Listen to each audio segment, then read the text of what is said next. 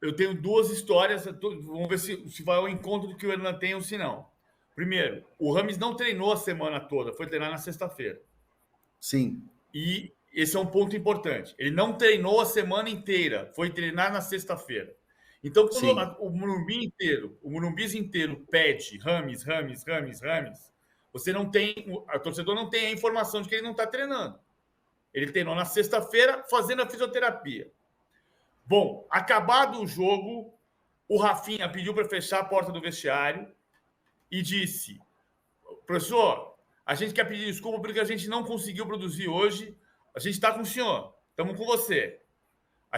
O entendimento é que o trabalho é bom, o entendimento do grupo de jogadores é que o trabalho é bom e o grupo de jogadores não quer mudança. Esse é um ponto importante. E o grupo de jogadores está olhando num tom, não de cobrança. Todo mundo acha o Rami gente Tom boa. crítico. Gente, Um tom crítico tom em cima do crítico. Ramos. A palavra é exata. Isso. Isso Tom está crítico para o acontecendo. Rami. Por quê? Porque o Rames vai para os trabalhos físicos num nível de intensidade muito inferior ao que o grupo está fazendo. Então, é assim, os relatos são, enquanto o Rafinha dá 3 tiros de 100 metros, o Rames está coçando a cabeça e dá 1. Então, nesse ponto, o Rames fisicamente não consegue se condicionar para jogar no nível que o futebol brasileiro pede. E nesse ponto não é culpa do Carpini. Certo? Ou seja, tem um tom crítico do grupo em relação ao trabalho que o Rames Rodrigues está desenvolvendo hoje. Isso não significa que o Rames não possa se recuperar, trabalhar 2 semanas no nível de intensidade total e jogar muito bem daqui para frente. Mas hoje, o que o Rames treina, ele não pode jogar. André, mas tem uma pergunta boa aqui do Daniel Silvano.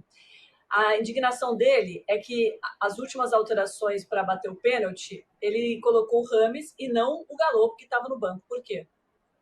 Mas aí é uma questão de situação de jogo. Foi muito cruel com o Michel Araújo quando a torcida inteira pede Rames e o Carpini chama o Michel Araújo. O Michel Araújo é um jogador que se entrega, treina e é um jogador muito útil taticamente. E é um jogador que já vem assim, desde que chegou ao São Paulo, desde o final do ano passado, uma peça importante. E assim, a mudança, todas as mudanças que são feitas, a entrada por exemplo, do Michel Araújo, para ir depois até foi um jogador que ajudou, porque foi para a lateral esquerda, né? Com a saída do Wellington para a entrada do Rames Rodrigues. Você vê como o jogador ele tem uma variação ali de posições que ajuda demais o clube, né? Então, assim, quando você faz as alterações, você faz as alterações pensando exatamente naquilo que é trabalhado. E hoje o Michel Araújo é uma peça importante, é um 12º, 13º jogador.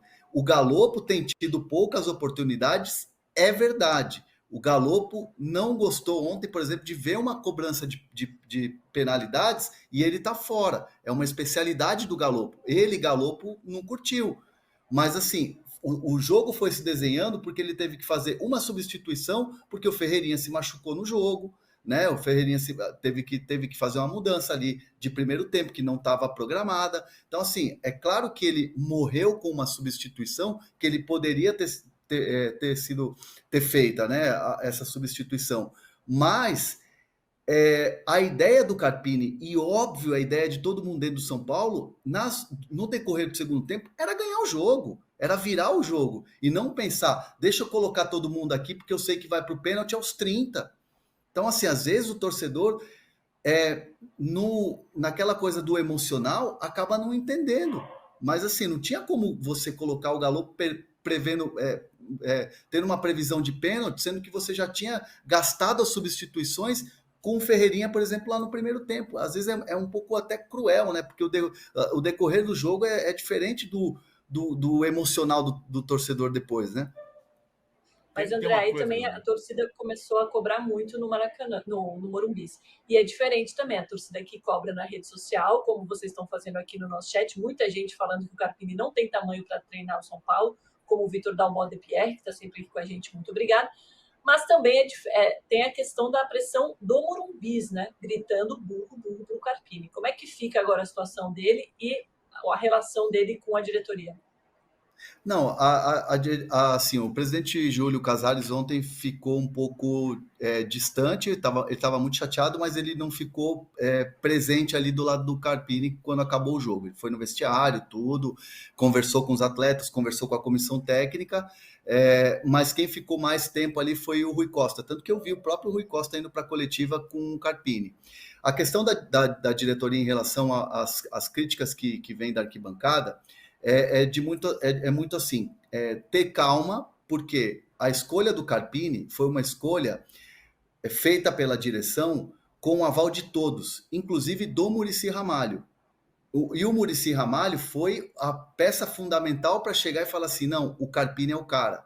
O Carpini é muito parecido com o Dorival, claro que jovem e com uma experiência diferente, mas é um cara que tem ali esse mesmo perfil e a gente pode dar continuidade ao trabalho, né? A diretoria conversando, dizendo assim, podemos dar continuidade ao trabalho com o Carpini que tem esse perfil. O Pesolano estava na mão.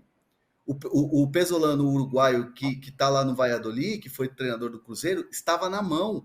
Tinha um início de conversa, um início de acordo, e aí a coisa foi mudada, foi uma unanimidade com a escolha do Muricy e com a diretoria de que era melhor apostar num perfil, dando continuidade naquilo que era o trabalho do Dorival, e por isso a escolha do Carpini. Então a diretoria vê que 2 meses não dá para avaliar nada ainda. O Carpini chega, quebra o tabu, ganha uma Supercopa, e aí cai no Campeonato Paulista de maneira precoce. Óbvio que ninguém queria cair nas quartas de final, mas ainda não há motivo para o São Paulo olhar com um tom tão crítico para chegar numa demissão. Os jogadores estão todos eles fechados com o Carpini, e a diretoria está bancando. E não é aquele papo de, olha, ele está prestigiado, no próximo jogo está fora. Não, a diretoria vai com o Carpini na Libertadores, no início do Brasileiro e na Copa do Brasil. Tem 2 coisas aqui que são importantes, na minha opinião. Primeiro, o São Paulo precisa entender por que está acontecendo com uma frequência que não havia esse tipo de eliminação do São Paulo. O São Paulo caiu nas quartas de final do Paulista para o Mirassol em 2020, para o Água Santa em 2023 e para o Novo Horizontino em 2024. Antes, em outras gestões, caiu contra o Penapolense, caiu contra o Bragantino na Copa do Brasil, caiu contra o Juventude na Copa do Brasil, caiu contra o Colón na Copa Sul-Americana, caiu contra o Defensa e Justiça na Copa Sul-Americana, caiu contra o Tajeres na Libertadores. O São Paulo não fazia isso. Aquilo que se convencionou chamar de palmeirada virou São Paulinada. O São Paulo tem uma sequência enorme, Audax, né, em 2016. Então, o São Paulo tem uma sequência de situações que antes pareciam acontecer só com o Corinthians e com o Palmeiras. O Corinthians foi eliminado pelo Audax também em 2016, o Corinthians foi eliminado pelo São José em 89. Isso não acontecia com o São Paulo. Agora, em relação ao Carpini, se você contrata um técnico de 39 anos, você sabe que você vai trabalhar para que ele evolua. Ele tem a juventude, é um ingrediente a favor, mas é evidente que ele tem muita coisa para crescer. Por exemplo, ontem, na alteração do Eric, na saída do Ferreirinha para a entrada do Eric, uma hipótese para corrigir aquilo que falou com o Eduardo Batista agora há pouco, da amplitude do lado direito, era jogar o Eric para o lado direito, porque o Eric dá amplitude na direita, e jogar o Lucas para a esquerda. Era uma simples mudança de lado, porque aí quem ia dar amplitude pela esquerda ia ser o Wellington, com o Lucas como ponta de lança, e o Eric vinha dar amplitude pela direita e você abria a defesa do Novo Horizontino.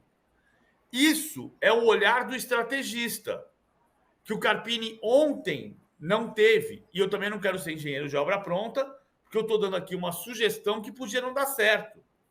Eu teria pensado assim, e ele não pensou. Agora, não é por isso que deu errado. Você contrata um técnico de 39 anos porque ele tem um potencial gigantesco. Hoje, demitir é mais do mesmo. E não vai acontecer demissão. A diretoria de São Paulo está, assim como o grupo está todinho fechado com o Carpini, a diretoria tem o consenso de que não é para trocar técnico. E não vai trocar. Agora, tem coisa para evoluir. Ele tem 14 jogos pelo São Paulo, dos quais, em um, ele quebrou o tabu de Itaquera, e em outro, ele ganhou a Supercopa do Palmeiras. Em 14 jogos.